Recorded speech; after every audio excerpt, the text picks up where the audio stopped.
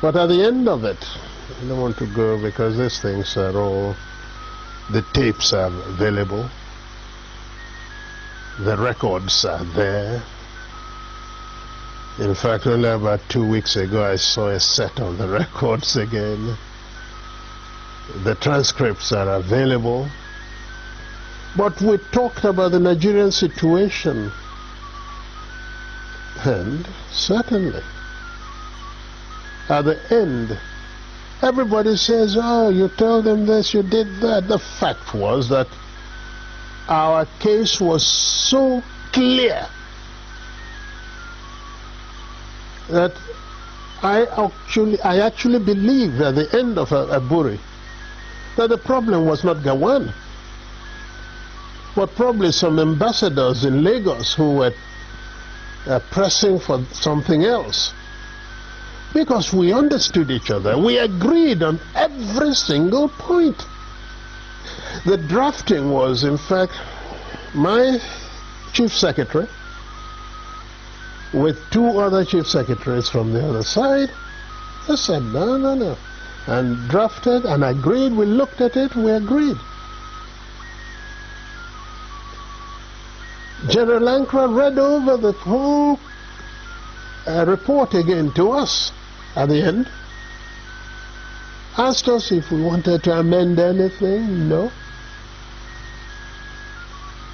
At the end of all that, the position was so good that actually Ankara drove Jack Gowon and myself to the airport. Jack was sitting on his left, I was sitting on his right. He was in the middle. And in the course of that journey, at a point, General Ankara shook his head and said, oh, thank you. Thank you. If only we can go on like this, everything would be all right. I believe I was the one. As I do now from time to time, I go for the dramatic. Suddenly I picked up Gowon's hand, put it on Ankara's lap, brought my other hand, placed it on it, and I said,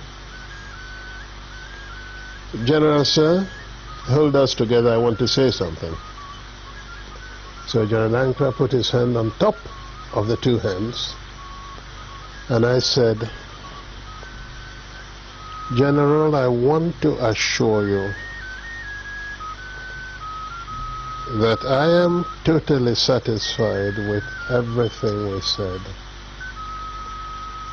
I will even go further and say to you something I did not say at the conference, and that is that once we have implemented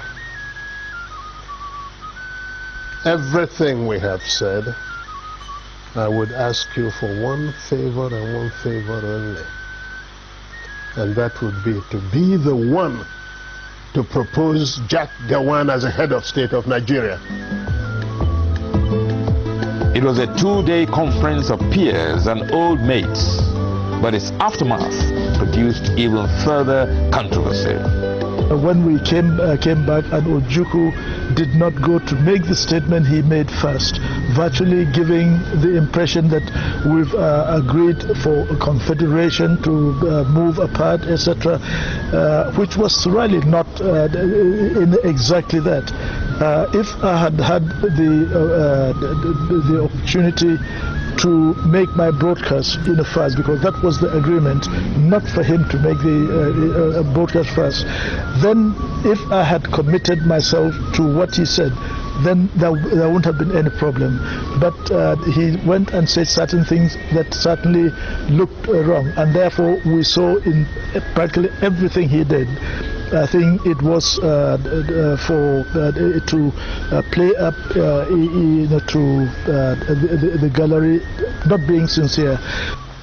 At Aburi, yes, we agreed on area commands for the armed forces. At Aburi, we agreed that the police force would be decentralized. We agreed on those. Yes. We agreed. Even to show that we didn't separate, at Aburi we also agreed on certain revenue formula. That's what happened at Aburi.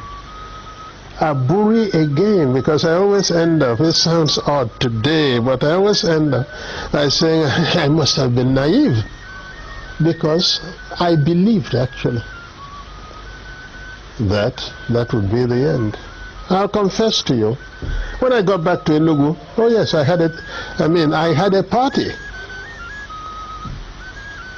believing that probably the danger was over. That's what we thought. Until they then began to deny everything. It was the denial of Nigeria that made me publish the tapes of Aburi, because we had insisted that each one should have a set of tapes. Everybody talks about confederation. Go and look at the transcript. There is no time that the word confederation came from my lips. In broad terms, Aburi changed the title of head of state from Supreme Military Commander to Commander-in-Chief. It gave the regions control over internal affairs, and concurrence of each region was now required for any decision affecting the whole country.